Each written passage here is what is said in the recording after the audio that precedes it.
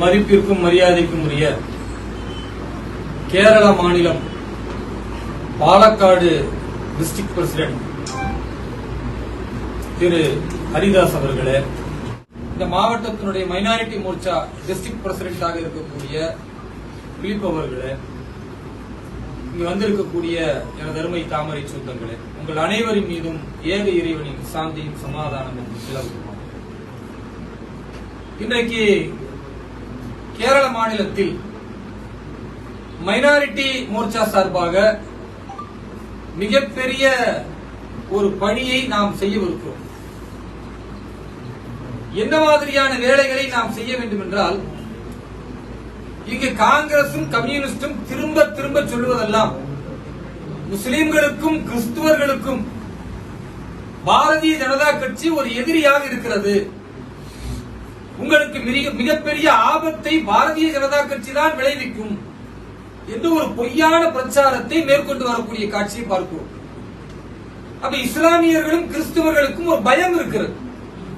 நம்ம பாரதிய ஜனதா கட்சிக்கு சப்போர்ட் பண்ணி ஒரு எம்பி வந்துட்டா, பாரதிய ஜனதா கட்சிக்கு சப்போர்ட் பண்ணி ஒரு எம்எல்ஏ பாரதிய ஜனதா கட்சியில ஜெயித்து விட்டால் நம்முடைய தொழுகைக்கு பிரச்சனை ஏற்படுமா, நம்முடைய சர்ச்சில் ஏதாவது பிரச்சனை செய்வார்களா அப்படின்னு ஒரு பயம் இருக்கிறது. அப்ப முதல்ல மைனாரிட்டி மோர்ச்சாவுடைய வேலை என்னவென்றால், இஸ்லாமியர்களுக்கு மத்தியிலும் கிறிஸ்துவர்களுக்கு மத்தியிலும் இருக்கக்கூடிய பயத்தை போக்க வேண்டும். இது முதலாவது மைனாரிட்டி மோர்ச்சா செய்ய வேண்டிய வேலை. இரண்டாவது வேலை என்ன, மத்திய அரசு எந்த சட்டம் கொண்டு வந்தாலும் அது முஸ்லிம்களுக்கு அகேன்ஸ்டா இருக்கு, அது கிறிஸ்டியன்ஸ்க்கு அகேன்ஸ்டா இருக்கு அப்படின்னு கொண்டு வரக்கூடிய இந்த ரெண்டு விஷயங்களை தான் நாம உடைக்க வேண்டி இருக்கிறது. பிஜேபி இஸ்லாமியர்களுக்கும் கிறிஸ்தவர்களுக்கும் எதிராகத்தான் செயல்படுகிறது என்பது உண்மையாக இருந்தால் அப்ப எதுக்கு மைனாரிட்டி மோர்ச்சா? மைனாரிட்டி மோர்ச்சா தேவையில்லையே. மைனாரிட்டி மோர்ச்சாக்கு ஒரு நேஷனல் பிரசிடென்ட், ஒரு நேஷனல் செக்ரட்டரி, மைனாரிட்டி மோர்ச்சாக்கு state president, state general secretary, district president, district general secretary, ஒரு மிகப்பெரிய ஒரு பாடி அமைத்து மைனாரிட்டி மோர்ச்சா டெவலப் ஆவதற்காக பேரன்பாடி தங்களுடைய நேரத்தை கொடுக்கிறது பார்க்கும். நான் முதல் தடவையாக இதே பாலக்காடு மாவட்டத்திற்கு வந்த பொழுது ஹரிதாஸ் ஜி அவர்களிடத்துல கேட்டார், எங்களுக்கு எப்படி சப்போர்ட் இருக்கும் அப்படி. இருக்கிற மோர்ச்சாலேயே மைனாரிட்டி மோர்ச்சாக்கு ஸ்பெசிபிக்கா நாங்க ஃபுல் சப்போர்ட் பண்ணுவோம். ஏன் ஃபுல் சப்போர்ட் பண்றோம்? இந்த மக்கள் தான் பயப்படுறாங்க. அந்த மக்களுக்கு தெளிவை தரணும்னா ஒரு முஸ்லீம் போய் முஸ்லீம் இடத்துல பறையணும், ஒரு கிறிஸ்டியன் போய் இன்னொரு கிறிஸ்டியன் இடத்துல பறையணும். அவங்க பிஜேபிக்கு நாம விழிக்கணும். எப்ப விழிக்க முடியும்? நாம பிளெக்சிபிளா இருக்கிறோம், இங்க பிஜேபி பிரச்சனை இல்லை என்பதை மைனாரிட்டி மோர்ச்சா மட்டும்தான் பேச முடியும். அதுக்கு தான் நமக்கு நேஷனல் லெவல்லையும் சரி, ஸ்டேட் லெவல்லையும் சரி, டிஸ்ட்ரிக்ட் லெவல்லையும் சரி பேரன்பாடி நமக்கு ஃபுல் சப்போர்ட் பண்ணக்கூடிய காட்சியை பார்க்கணும். அப்ப இந்த மாதிரி நாங்க எல்லாரும் சகோதரர்களா இருக்கிறோம்.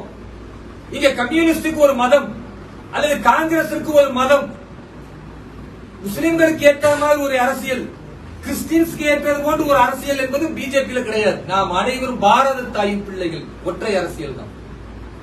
இங்க யாரும் இந்து மதமா அவருக்கு முக்கியத்துவம், நீ கிறிஸ்டினா அவருக்கு முக்கியம் அப்படி சீட்டு கொடுக்கறாங்களா? இல்ல.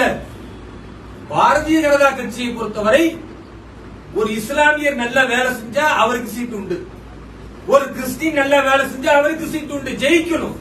பாரதிய ஜனதா கட்சி என்பது பார்ட்டி. அப்ப பார்ட்டியை யார் வின் பண்ணுவதற்கான திறமை இருக்கிறதோ அவர் முஸ்லிமா இந்துவா கிறிஸ்டினான்னு பார்க்கறது இல்ல, அவர் நல்ல கேடரா, இந்த கட்சிக்காக உழைக்கிறாரா, தேசத்தை முன்னிறுத்துகிறாரா, இந்த தேசம் தான் முதன்மையானது என்பதற்காக தன் உயிரை அர்ப்பணிக்க தயாராக இருக்கிறாரா, அதை மட்டும் தான் பாரதிய ஜனதா கட்சி பார்க்கும். அந்த அடிப்படையில் இந்த கேரள மாநிலத்தில் ஒரு மகத்தான சக்தியாக பாரதிய ஜனதா கட்சியை நாம் உருவாக்க வேண்டும். இப்ப முதல்ல பயம் இல்லை, நாம் அனைவரும் சகோதரர்கள், we are all brothers sisters அப்படின்ற அந்த சிந்தனையை நாம் எல்லோருக்கும் மத்தியில் உருவாக்கணும். இது நம்முடைய முதல் வேலை. இன்னைக்கு டிசம்பர் 6, இன்றைக்கு டிசம்பர் 6 எல்லா இடங்களிலும் PFI, SDPI போன்ற ஃபண்டமெண்டல் ஆக்டிவிஸ்ட், டெரரிசம் ஆக்டிவிஸ்ட் இவர்கள் எல்லாம் என்ன செய்யறாங்க? பாபர் மசூதி படத்தை போட்டு இன்னைக்கு டிசம்பர் 6 பாபர் மசூதி இடிப்பு தினம், அநியாயம் நடந்துருச்சு, துரோகம் நடந்துருச்சு என்று சொல்லக்கூடிய காட்சியை பார்க்கணும். அந்த சுப்ரீம் கோர்ட்ல தீர்ப்பு வருகிறது, ராமர் கோவில் கட்ட வேண்டும். எல்லா இந்துக்களுக்கும் அன்னைக்கு சந்தோஷமான நாள் தான். ஏன்னா அவருடைய நம்பிக்கை ராமருடைய ஜென்ம பூமி, அந்த இடத்துல ஒரு கோவில் கட்டுவது இந்துக்களுக்கு சந்தோஷமா இல்லையா? சந்தோஷம், பெரிய ஹாப்பி. அப்ப என்ன பண்ணலாம்? வெடி வெடிக்கலாம், எல்லாருக்கும் ஸ்வீட் கொடுக்கலாம், ஒரு பெரிய கூட்டம் நடத்தலாம், எல்லாம் பண்ணலாமா இல்லையா? ஆனா அன்றைய தினத்திற்கு முதல் நாள் RSS தலைவர் டாக்டர் மோகன்ஜி பகவத் சொல்கிறார், நீங்கள் யாரும் வெடி வெடிக்க கூடாது, இந்துக்கள் யாரும் இதை கொண்டாடக்கூடாது, இனிப்புகள் வழங்கக்கூடாது. ஏன் தெரியுமா? நம்முடைய சகோதரர்கள் முஸ்லிம்கள், நம்முடைய சகோதரர்கள், இந்த தேசத்தின் பிள்ளைகள் அவர்கள். நீங்கள் இப்படி செய்யும் பொழுது அவர்களுக்கு மனம் வேதனைப்படும். சொன்னது சுப்ரீம் கோர்ட் ஆர்டர். அப்படி இருந்து கூட இந்துக்களுக்கு சந்தோஷமா இருந்தாலும் உங்க வீட்டுக்குள்ள சின்னதா ஒரு விளக்கு கொளுத்தி பகவான் ராமரை நீங்கள் வணங்குங்கள், வெளியில கொண்டாட வேண்டாம். இதுதான் RSS. முஸ்லிம்களுடைய உணர்வுகளை, முஸ்லிம்கள் அந்த கஷ்டப்படுவார்கள் என்றதை நினைத்து ஒரு இந்துக்கள் நீண்ட காலம் போராடி கிடைத்த ஒரு வெற்றியை கூட கொண்டாட வேண்டாம் என்று சொல்லக்கூடிய ஒரு அற்புதமான அமைப்பு என்றால் அது RSS. இத போய் நம்ம முஸ்லிம்கள் இடத்துல சொல்றோம். இரண்டாவது, இஸ்லாம் என்ன சொல்லுது? ரசூலுல்லாஹி ஸல்லல்லாஹு அலைஹி வஸல்லம் அவர்களிடத்துல ஒரு மனிதர் வந்து கேட்கிறார். அவரு இஸ்லாத்திற்கு வந்தவர், புதுசா வந்தவர். அவர் கேட்கிறார், என்ன கேட்கிறாருன்னா, இந்த மாதிரி புவனா அப்படின்னு ஒரு இடம் இருக்கு, அந்த இடத்துல வந்து நான் நேர்த்திக்கடன் வச்சிருக்கிறேன், அங்க போய் நான் வந்து ஒரு பிராணியை அறுக்கணும், பண்ணலாமா அப்படின்னு. ரசூல் ஸல்லல்லாஹு அலைஹி வஸல்லம் நபிகள் நாயகம் என்ன சொன்னாங்க தெரியுமா? அந்த இடத்துல பிற மத வழிபாட்டு தலம் இருக்கிறதா? ஃபர்ஸ்ட் கேள்வியா தான் இல்லன்றார். வேற யாராவது அங்க நிஸ்கரிக்கிறாங்களா வேற மதத்தில் உள்ளவங்க அப்படின்னு கேட்கிறார். இல்ல, அப்படி எதுவுமே கிடையாது. அப்பனே நீங்க செய்யுங்க. அப்ப இஸ்லாம் என்ன சொல்லுதுன்னா, வேற மதத்தினுடைய நம்பிக்கை இருக்குமே ஆனால், வேற மதத்தில் உள்ளவர்கள் அங்க நிஸ்கரிக்கக்கூடிய ஒரு நம்பிக்கை இருக்குமே ஆனால், அங்கு முஸ்லிம்கள் நீங்கள் நிஸ்கரிக்க கூடாது. Islamic rule.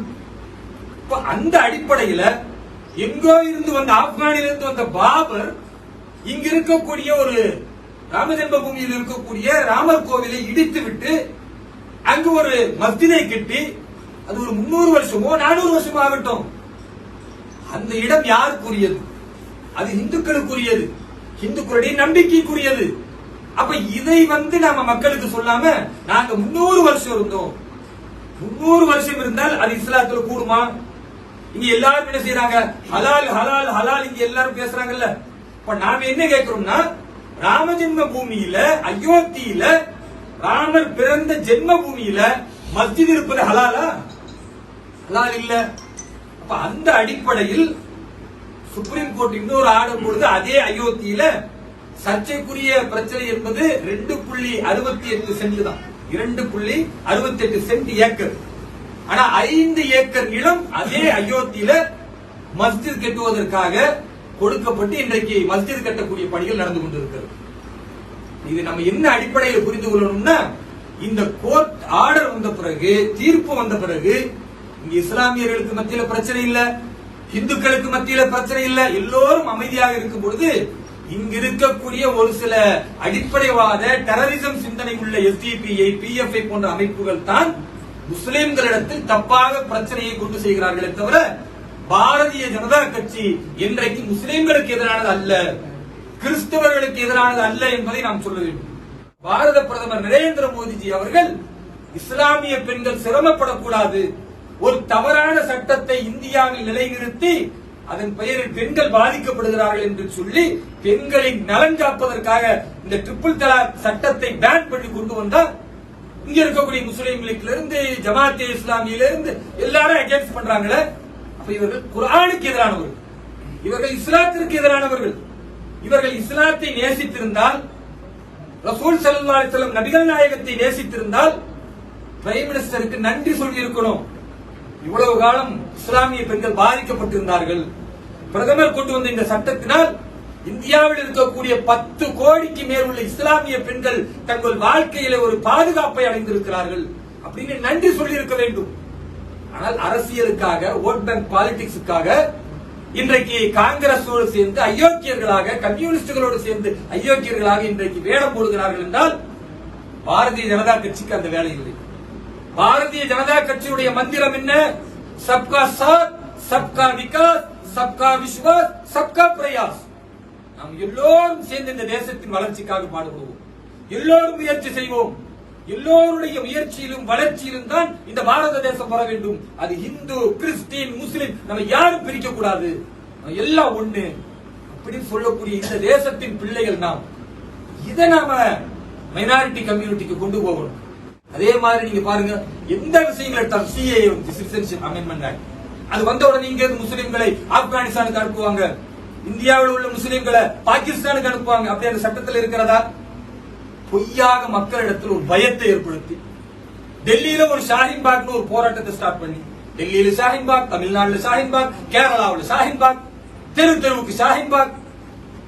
மக்களுக்கு மத்தியில பயத்தை ஏற்படுத்தி இங்க இருக்கக்கூடிய முஸ்லிம்கள் எல்லாத்தையும் பாகிஸ்தானுக்கு அனுப்புவாங்க. ஆனா பிரைம் மினிஸ்டர் நரேந்திர மோடிஜி, அதே மாதிரி உள்துறை அமைச்சராக இருக்கக்கூடிய அமித்ஷாஜி அவர்கள், இவர்கள் அனைவருமே என்ன வாக்குறுதி கொடுத்தார்கள்? இந்தியாவில் உள்ள ஒரே ஒரு இஸ்லாமியர் கூட பாதிப்பு அடைய மாட்டார், இந்த தேசத்தில் பிறந்தவர்கள் இந்த தேசத்தில் தான் இருப்பார்கள், எந்த பயமும் உங்களுக்கு தேவையில்லை. எந்த முஸ்லிம்களுடைய அமைப்புகளும் உங்களை தவறாக சொன்னாலும், காங்கிரஸோ கம்யூனிஸ்டோ உங்களை தவறாக சொன்னாலும் நீங்கள் பயப்பட வேண்டாம், நாங்கள் உங்களோடு இருக்கிறோம் என்று சொன்னவர் அமித்ஷாஜி அவர்கள். இந்த உண்மையை நாம் முஸ்லிம்களிடத்தில் கொண்டு போகணும், இந்த உண்மையை கிறிஸ்துவர்களிடத்தில் கொண்டு போக வேண்டும். இன்னைக்கு கிறிஸ்துவர்களுக்கு மத்தியில் என்ன பிரச்சாரம் இருக்கிறது? என்ஜிஓக்களை பேன் பண்ணுகிறார்கள், கிறிஸ்துவ மத பிரச்சாரத்தை பேன் பண்ணுகிறார்கள். பொய்யான விஷயங்கள். கிறிஸ்துவ மத பிரச்சாரத்தை பேன் பண்ணல, ஆனால் ஒரு கிறிஸ்துவ பிஷப்போ அல்லது ஒரு கிறிஸ்துவ ஒரு பாதிரியாரோ ஒரு கோவில் இருக்கிற நிஸ்கரிக்கிற இடத்துல போய் நீங்க எங்களை கிறிஸ்துவத்திற்கு வாங்கினா தப்பா இல்லையா? நீங்க சர்ச்சில் பேசலாம், ஒரு கிறிஸ்துவ மதத்தை பற்றி சர்ச்சில் பேசலாம், ஆனா ஒரு கோவிலில் போய் பேசப்போது பிரச்சனை வருமா வராதா? அதை வேணாம்னு சொல்லு, அது பிரச்சனை வரும், அதனால அது வேண்டாம். அதே மாதிரி கம்பல் பண்ணியோ அல்லது உங்களுக்கு எஜுகேஷன் தரும் அல்லது உங்களுக்கு இந்த மாதிரி தரும் சொல்லி ஒரு ஆசை வார்த்தை காட்டியோ நீங்கள் கிறிஸ்துவத்திற்கு அழைக்காதீங்க. ஒருத்தருக்கு பிடிச்சால் வரணும், அது கான்ஸ்டிடியூஷனல் கிவன் ரைட். நம்ம யார் வேண்டுமானாலும், இப்ப நான் இந்து ஆகலாம், ஹரிதாஸ் முஸ்லீம் ஆகலாம், வேணுகோபால் கிறிஸ்டின் ஆகலாம், யார் வேணா ஆகலாம், அது எனக்கு பிடிச்சே ஆகணும். எனக்கு அந்த மதத்தினுடைய நிஸ்கரிக்கிறது மற்ற வழிபாடுகள் எனக்கு பிடிக்கணும். எனக்கு காசு தந்து நான் ஆரம்பிட்டோம் இல்ல, எனக்கு எஜுகேஷன் என்னுடைய பிள்ளைக்கு சீட்டு கொடுக்கறாங்க ஒரு காலேஜ்ல, அதனால நீ கிறிஸ்டினாவோட மாறுமா? இல்ல, அது தப்பு. இதைத்தான் மத்திய அரசும் சொல்லுகிறது, பாரதிய ஜனதா கட்சியும் சொல்லுகிறதே தவிர கிறிஸ்துவருடைய வழிபாட்டுக்கு எதிரான அமைப்பு அல்ல பாரதிய ஜனதா கட்சி. இதை போய் நம்ம மக்களிடத்துல சொல்றோம். நம்மை பத்தி எதையெல்லாம் தவறாக சொல்கிறார்களோ, குறையாக சொல்கிறார்களோ அதை சொல்ல வேண்டும். குறிப்பாக இங்க இருக்கக்கூடிய கம்யூனிஸ்ட் பினராயி விஜயனுடைய அரசு முழுக்க முழுக்க பாரதிய ஜனதா கட்சிக்கு எதிராக இருக்கிறது. இங்க இருக்கக்கூடிய பாரதிய ஜனதா கட்சியினுடைய வாழ்வாகிகள், நிர்வாகிகள் போய் வெளியில பிரச்சாரம் செய்யும் போது பல்வேறு எதிர்ப்புகள், எந்த பாதுகாப்பும் இல்லை. நாம் பலிதானங்களை கொடுத்து வளர்ந்த கட்சி பாரதிய ஜனதா கட்சி. இன்னும் பல பலிதானங்களை நாம் கொடுக்க தயாராக இருக்கிறோம். பாரதிய ஜனதா கட்சி கேரள மாநிலத்தில் நிச்சயமாக வளர்ச்சி பெறும். அந்த தாமரை மலர வைப்பதற்கு நாம் அனைவரும் ஒன்றிணைந்து பாடுபடுவோம், வெற்றி பெறுவோம். எல்லா புகழும் இறைவனுக்கு ஜெய்.